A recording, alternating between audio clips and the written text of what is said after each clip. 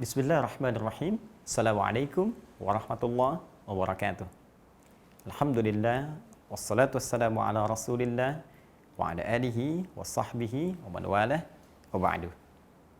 Pemirsa dimanapun Anda berada, pada edisi yang lalu kita telah mengupas tuntas tentang makna kata Ramadan yang dipilih oleh Allah Subhanahu wa Ta'ala untuk menjadi waktu ditunaikannya puasa dengan firman-Nya di awal ayat 185 surah Al-Baqarah itu. Syahrul Ramadan alladzi unzila fihil Quran. Waktu saat kita diminta menunaikan puasa itu yang diwajibkan hukumnya selama 1 bulan penuh adalah bulan Ramadan.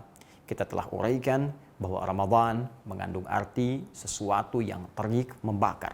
Ramadan memberikan makna bahwa berpeluang dosa-dosa kita diampuni, dibakar habis, dihanguskan dengan amalan-amalan yang kita kerjakan selama kita menunaikan puasa.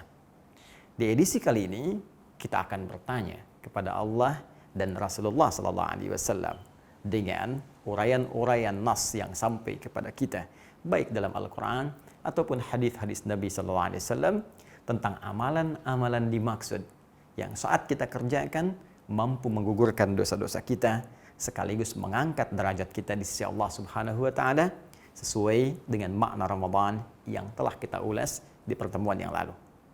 Di antara sekian amalan itu ada yang menarik yang disampaikan oleh Nabi sallallahu alaihi wasallam yang kemudian dihimpun oleh Al-Imam Al-Bukhari dalam hadis sahihnya, hadis riwayat Al-Bukhari ya, pada pembahasan kitab Shiyam nomor hadis ke-37 itu ya, dalam rawi sahabat Abu Hurairah, Abdurrahman bin Sakhr yang punya kunyah disebut dengan Abu Hurairah. Kita temukan dalam hadis ini Nabi memberikan satu pesan yang sangat singkat dan padat, senafas dengan kalimat pesan Ramadan yang pernah kita bahas di pertemuan yang lalu. Nabi sampaikan, man qama Ramadhana. Baik, perhatikan baik-baik. Di pertemuan yang lalu kita pernah tuliskan man shoma Ramadhana. Dalam hal hadis ini Nabi menyampaikan man qama. Baik. Man qama Ramadhana. Masya Allah. Imanan wahtisaban. Imanan wahtisaban. Ghufira lahu ma taqaddama min dhanbi. Ini poinnya. Ghufira lahu ma taqaddama min dhanbi. Masya Allah. Allahu Akbar. Baik, di edisi yang lalu kita pernah pelajari, Nabi pernah menyampaikan man shoma Ramadhana. Siapa yang mampu menunaikan puasa Ramadan itu, ya, imanan wahtisaban, dia tunaikan dengan penuh kekuatan iman, diwujudkan dengan banyak mengerjakan amal saleh, wahtisaban, dia ukur-ukur amalan-amalan itu supaya ikhlas dia tunaikan karena Allah. Jika ia mampu kerjakan itu, bonusnya ghufira lahu ma taqaddama min dhanbi. Maka Allah akan berkenan menggugurkan, mengampuni, membakar, menghanguskan sesuai dengan makna Ramadan itu ya, semua dosa-dosa yang pernah ia kerjakan dari mulai baligh sampai dia masuk ke waktu Ramadan itu. Nah, sekarang di antara amalan saat puasa itu apa yang bisa kita kerjakan sehingga makna Ramadan menggugurkan, menghanguskan dosa-dosa itu bisa kita raih sekaligus wujudnya berupa ampunan Allah Subhanahu wa Ta'ala bisa kita dapatkan. Ternyata di antara amalan itu adalah kalimat Nabi yang langsung memberikan redaksi serupa tapi kemudian menspesifikkan amalan dengan kalimat qama. Perhatikan kalau Anda jeli melihat semua urutan ini sama. Ramadhana imanan wahtisaban ghufira lahu ma taqaddama min dhanbi. Sama persis dengan kalimat sebelumnya. Anda lihat uraian saya dalam edisi-edisi yang lalu, maka Anda bandingkan dengan tulisan yang lalu, Anda akan temukan kalimat ini sama. Yang berbeda hanya di sini. Bila yang dulu shoma puasa, yang ini qama. Ya, qama qiyam. Tidak disebutkan kalimat-kalimat qama, qiyam dan turunannya, derivasinya. Aqama yuqimu iqamah, aqimu yuqimun, kecuali dipahami dengan satu makna, yaitu salat. Ya, yaitu salat. Ya, karena itu kalimat-kalimat salat yang berupa ibadah dibuka dengan takbir, ditutup dengan salam, yang terkandung dalam Al-Quran dan hadis-hadis Nabi SAW, seringkali perintahnya diawali dengan turunan kata qama ini. Ya, qama bisa qiyam, bisa aqimu, aqama, yuqimu, yuqimun. Ya, perintah salat pertama di Al-Baqarah ayat 3 itu, ya, alladzina yu'minuna bil ghaib wa yuqimunas shalah. Sebelum kata salat, yuqimun. Al-Baqarah 43, wa aqimus shalah wa atuz zakat. Ya. Quran surah ke-17 misalnya, ayat 78, aqimis salata liduluqis syamsi. Aqim, aqim, aqim, aqim, aqim. Baik. Sehingga ketika Anda temukan kalimat qama dan turunan, qama, aqama, yuqimu, aqim, itu selalu identik atau disandingkan dengan satu ibadah yang disebut dengan salat. Dan pernah saya jelaskan di pertemuan lalu, kalimat qama, qiyam, aqim menunjukkan kesempurnaan. Seakan-akan Allah yang memberikan gambaran, Nabi ingin menegaskan, jangan sampai sekedar salat, tapi salatnya tunaikan dengan sempurna. Baik, kembalikan ke sini. Jadi kita bisa terjemahkan, man, siapapun, laki-laki, perempuan, besar, kecil, tua, muda, sepanjang dia beriman, punya kualifikasi menunaikan ibadah puasa. Kemudian saat di waktu Ramadan itu, qama, dia menunaikan ibadah salat Ramadan yang spesifik khusus ditunaikan pada bulan Ramadan.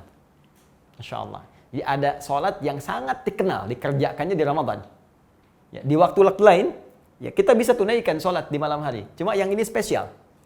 Ya, Ramadan lebih aktif lagi, Ramadan lebih banyak lagi. Sehingga seakan-akan salat itu di masyarakat luas dikenal dengan, wah ini spesifik dengan Ramadan nih. Waktunya datang saat Ramadan. Walaupun sesungguhnya salat malam di luar Ramadan pun bisa kita kerjakan. Ya, salat siang juga banyak dikerjakan. Tapi yang ini, orang melihatnya ini spesifik Ramadan nih. Ini spesifik Ramadan. Masya Allah. Jadi ada amalan khusus di bulan Ramadan berupa salat dan disandingkan dengan kalimat Ramadannya. Seakan-akan memberikan isyarat kepada kita, salat ini tidak biasa. Yang kalau Anda kerjakan dengan benar, maka dampak Ramadan akan muncul di situ, membakar semua dosa-dosa yang pernah kita kerjakan sebelumnya. Dari mana taunya? Ini lihat kalimat akhirnya. Ghufira lahu ma taqaddama min dzambi. Ya, man qama ramadhana, siapapun yang mampu menunaikan salat di saat-saat hari-hari Ramadan itu, imanan wahtisaban, dengan penuh kekuatan iman, amalannya benar, wahtisaban, penuh keikhlasan, ghufira lahu ma taqaddama min dzambi, maka akan berpeluang diampuni oleh Allah Subhanahu wa taala, dibakar habis ma taqaddama min dzambi, seluruh dosa-dosa yang pernah dikerjakan itu. Nah, sekarang kita kembalikan, apa yang dimaksud dengan salat ini? Ya. Dari kata ini ulama kemudian menurunkan penamaan yang mereka namakan dengan qiyam Ramadan. Qiyam Ramadan. Ya, menunjuk pada sifatnya. Karena Nabi mengatakan qama Ramadhana, menunaikan salat ya yang spesifik dikerjakan di waktu Ramadan. Maka ulama mengistilahkan salat ini disebut dengan qiyam Ramadan. Apa yang dimaksud qiyam Ramadan ini? Kapan waktunya? Bukankah salat subuh juga qiyam? Bukankah salat zuhur juga qiyam? Bukankah salat duha juga qiyam? Ya, sama-sama salat, sama-sama kita kerjakan. Nah, hanya ketika Nabi menambahkan kalimat Ramadan di sini, nampaknya menunjuk sesuatu yang spesifik yang jarang-jarang dikerjakan di luar Ramadan. Maka dilacak oleh para ulama, dibandingkan dengan kegiatan-kegiatan sebelumnya, maka mereka simpulkan, salat ini yang sering dikerjakan oleh Nabi, diikuti oleh semua orang Islam di zaman Nabi, sampai setelahnya, yang paling konsisten, banyak dikerjakan saat Ramadan, yaitu sholat di waktu malam Ramadan. Malam Ramadan. Ya. Ini yang paling menarik. Ada salat yang menjadi ciri khas dikerjakan di bulan Ramadan, waktunya malam. Ya, kalau salat duha waktu siang, ya orang-orang ada yang duha, ada yang tidak. Syuruk, ada yang syuruk, ada yang tidak. Tahajud, ada yang tahajud, ada yang tidak. Gambaran umumnya, ya. Baik, tapi yang paling menarik kalau ini ketika tiba Ramadan maka banyak orang mengerjakannya. Waktunya ternyata setelah diteliti malam. Diistilahkan dengan kalimat qiyam. Ini yang disebut dengan salat qiyam Ramadan. Salat yang dikerjakan di malam-malam Ramadan dilakukan waktunya setelah menunaikan salat Isya dan sunnahnya. Baik, setelah menunaikan salat Isya dan sunnahnya. Ini kita temukan bagian pertama. Jadi, ada amalan berupa salat yang dikerjakan setiap malam Ramadan yang kalau dilakukan dengan benar akan berpotensi menggugurkan seluruh dosa-dosa yang pernah kita kerjakan, dan dari situ akan mendapatkan keberkahan nama Ramadan dengan menghanguskan dan membakar semua dosa itu. Sekarang pertanyaannya, bagaimana cara menunaikan sholat ini? Berapa jumlah bilangannya? Seperti apa Nabi menunaikannya? Dan bagaimana cara kita mengikutinya? Itu yang coba kita akan teruskan dulu. Baik, karena kalimatnya menggunakan kata qiyam atau qama, kemudian dikerjakan di malam hari, maka kita akan melihat petunjuk dari hadis-hadis Nabi sallallahu alaihi wasallam bagaimana Nabi memberikan petunjuk tentang teknis penunaian salat yang dimaksudkan. Mari kita kembali dulu kepada hadis Nabi sallallahu alaihi wasallam yang diriwayatkan oleh Imam Muslim dalam kitab sahihnya nomor hadis 749. Rawinya, kalau Anda tak sama mendapati nomornya, cari rawinya yang diriwayatkan sahabat Ibnu Umar radhiyallahu taala anhuma. Baik. Beliau pernah mendapatkan penjelasan dari Nabi sallallahu alaihi wasallam, perhatikan kalimatnya, tentang salat malam. Salatul laili mathna mathna. Wa idza khasya ahadakumul fajra falyutir rak'atan wahidah. Baik, dari keterangan Nabi disampaikan salatul laili, salat malam itu, ya, ini hadis yang riwayat Muslim nomor hadis 749. Salatul laili mathna mathna. Jika Anda ingin tunaikan salat di malam hari, pertama kata Nabi, silahkan tunaikan mathna mathna. 2 rakaat. Ya. Wa idza khasya ahadakumul fajra, dan jika khawatir kemudian akan tiba waktu fajar itu 2 sampai mau tiba waktu fajar. Insyaallah. Fal yutir rak'atan wahidah, maka segera tutup dengan witir 1 rakaat. Insyaallah. Kebayang enggak tuh? Berapa banyak rakaatnya? Dari ba'da Isya ya sampai kemudian terbuka peluangnya sampai menjelang fajar. Ya, 2 dulu, setelah itu jeda, 2 lagi, setelah itu jeda, 2 lagi, sampai ke menjelang fajar, diduga fajar akan segera tiba, silahkan tutup dengan 1 rakaat. Fokus baik-baik. Keterangan hadis ini memberikan dasar kepada kita bahwa sholat malam, khususnya yang ditunaikan dalam malam Ramadan itu, satu, dari segi jumlah bilangannya, Nabi tidak memberikan batas spesifik. Ya, tidak ada batas. Silakan. Yang penting Anda tunaikan dulu. Ya, tunaikan 2 rakaat, jeda dulu. Tunaikan 2 rakaat, jeda dulu. Kalau khawatir fajar tiba, ya mungkin ada yang sholatnya jam 3. Ya kan?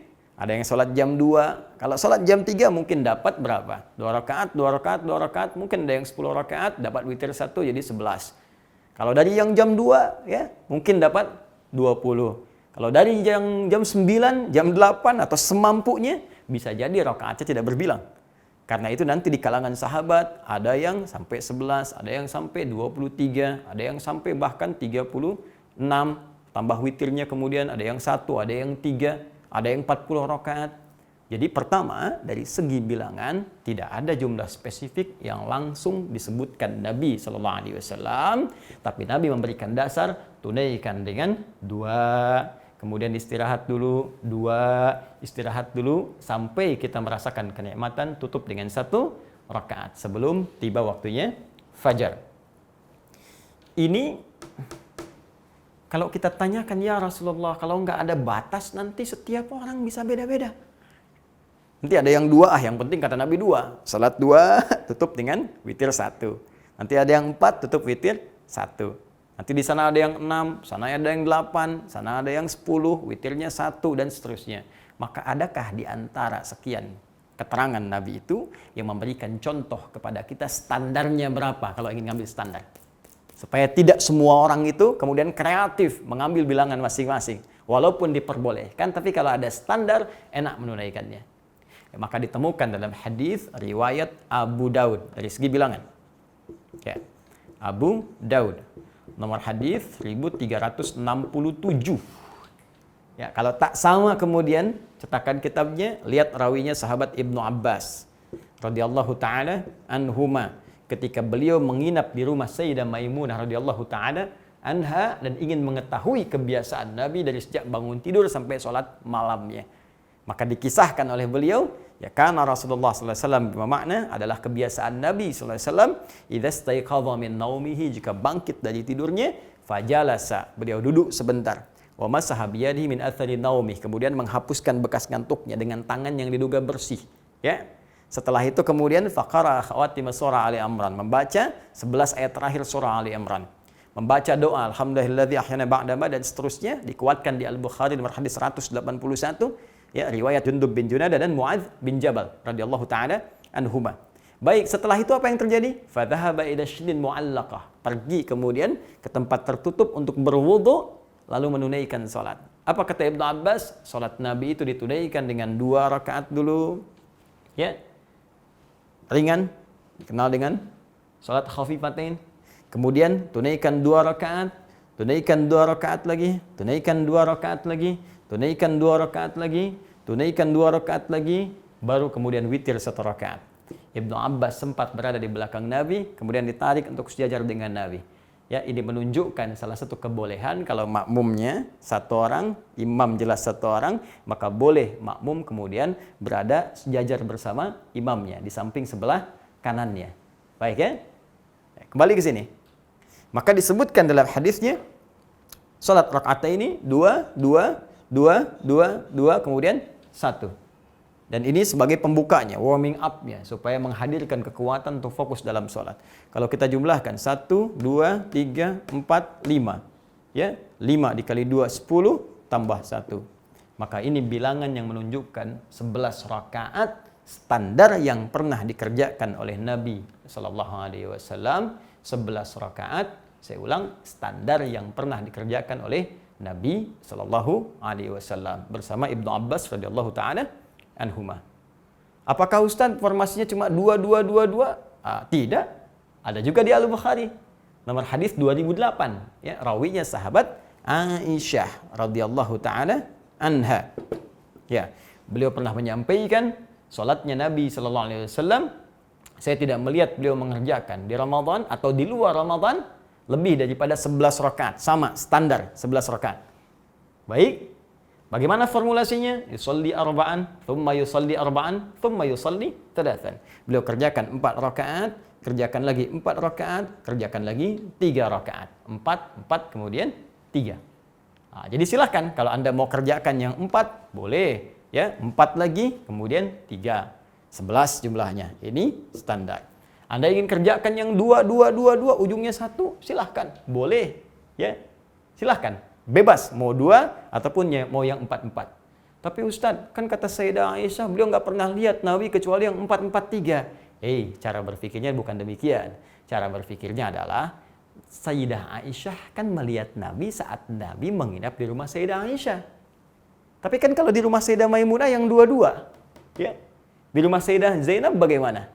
Ya. Di rumah Sayyidah Saudah binti Zam'ah bagaimana? Ini yang dimaksud Sayyidah Aisyah ketika Nabi ada di tempat beliau menunaikan 11 rakaat dengan formulasi 4-4-3. Di tempat lain pernah 2-2-2 ujungnya 1. Ini fleksibilitas saja, tidak harus diperdebatkan karena semua dicontohkan oleh Nabi SAW. Jadi yang 2-2-2 ujungnya 1 boleh, 4-4-3 pun boleh. Tapi yang harus Anda ketahui ini standar bilangan dari Nabi. Ya. Kalau ingin ditambahkan silahkan karena Nabi mengatakan nggak ada batasnya. Ya, karena itu nanti sebagian sahabat ada yang ngerjakan sampai 23. Salafus saleh, Umar bin Khattab 23. Jangan Anda katakan, ikut Umar, ikut Nabi. Awas, hati-hati. Awas, karena nggak mungkin ada bertentangan.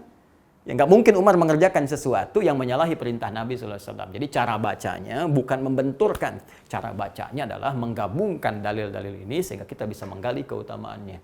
Baik, jadi bisa kita tunaikan 11 rakaat, 4-4-3, bisa 2-2 ujungnya 1. Ini yang standar bisa dikerjakan. Bisa kita kerjakan lebih daripada ini sesuai dengan dorongan hadis yang tadi disampaikan. Jelas sampai di sini? Subhanakallahumma bihamdika asyhadu an la ilaha illa anta astaghfiruka wa atubu ilaik. Assalamualaikum warahmatullahi wabarakatuh.